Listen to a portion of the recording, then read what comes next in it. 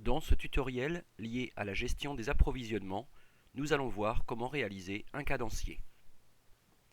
Il est très important de suivre rigoureusement les mouvements de stock afin d'éviter, d'une part, d'avoir trop de stock, c'est-à-dire de l'argent immobilisé ou un risque d'obsolescence des articles, mais aussi d'éviter les ruptures de stock qui entraînent une perte de chiffre d'affaires et bien sûr une mauvaise image de l'enseigne. Pour cela, il existe plusieurs outils ou techniques. Le programme d'approvisionnement, appelé aussi cadencier, le modèle de Wilson qui permet de déterminer un nombre optimal de commandes à passer, les fiches de stock, la méthode des 20-80 dite aussi loi de Pareto, la méthode ABC. Ces outils sont principalement utilisés dans la grande distribution, mais aussi dans les points de vente traditionnels.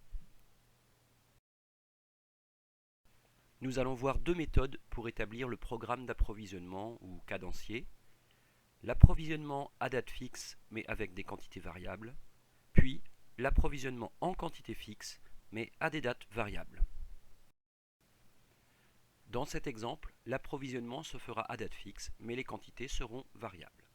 Les prévisions de vente sont de 60 pour février, 190 pour mars, 110 en avril et 20 pour le mois de mai.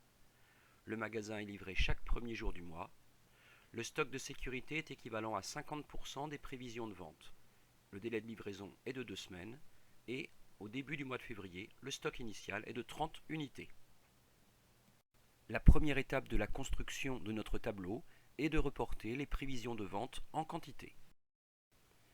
Nous allons maintenant calculer le stock de sécurité. Celui-ci est égal dans le sujet à 50% des prévisions, soit par exemple, pour février, 50% de 60 égale 30.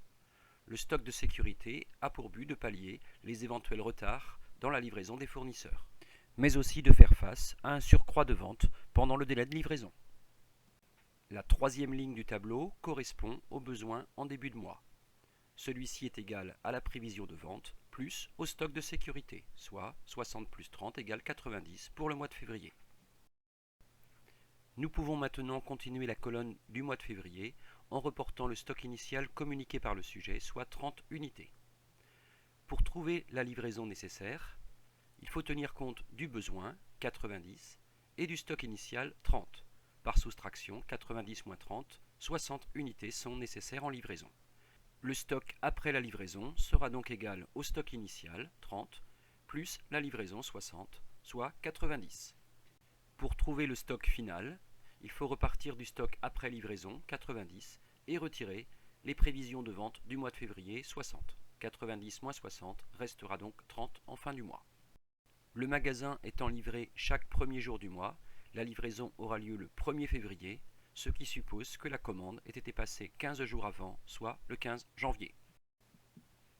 Passons au mois de mars. Le stock initial du mois de mars est égal au stock final du mois de février. Les autres lignes se remplissent de la même façon. Aucune difficulté particulière à noter pour le calcul du mois d'avril. Pour le mois de mai, enfin, on constate qu'aucune livraison n'est nécessaire puisque le stock est de 55 et que le besoin n'est que de 30. Passons maintenant au deuxième exercice dans lequel l'approvisionnement se fait à date variable mais en quantité fixe. Les quantités sont par lot de 15 unités. Les livraisons ont lieu ici chaque semaine en cas de besoin. Le délai de livraison est équivalent à une semaine, ce qui constitue un stock minimum.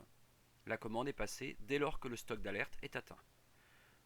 Le stock de sécurité est égal à 10 unités et, lors du début de la semaine 9, le stock initial est de 8 unités.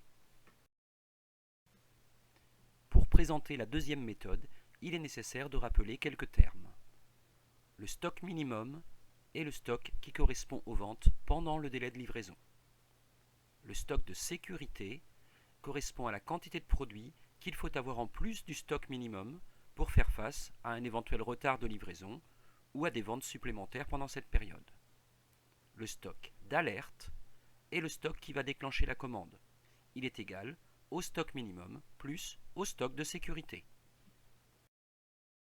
La première étape consiste également à reporter les prévisions de vente en quantité, soit 15, 10, 18 et 15. on reporte sur la seconde ligne le stock de sécurité équivalent à 10 unités. Le stock d'alerte est équivalent à la prévision de vente en quantité plus au stock de sécurité. Le stock d'alerte correspond au moment où il faudra passer la commande. On peut maintenant, comme tout à l'heure, reporter le stock initial communiqué par le sujet, soit 8 unités. Il nous faut maintenant vérifier s'il y a besoin d'une livraison. Le stock initial étant inférieur au stock d'alerte, il est nécessaire d'être livré. 25 moins 8 égale 17 produits nécessaires. Or, les livraisons se font par 15 unités. Il est donc nécessaire d'être livré de 2 lots de 15 unités, soit 30 produits. Le stock après livraison sera donc de 38. Et le stock en fin de mois égale à 38 moins les prévisions de vente en quantité de 15, soit 23 unités. La livraison aura lieu le lundi de la semaine 9, ce qui suppose que la commande ait été passée le lundi de la semaine 8. Pour compléter la colonne de la semaine 10, le stock final de la semaine 9 correspond au stock initial de la semaine 10, soit 23 unités. Or, le besoin est de 20, il n'est donc pas nécessaire de faire de livraison. À l'issue de la semaine 10, le stock final sera de 13. Les méthodes de calcul sont identiques pour les semaines 11 et 12.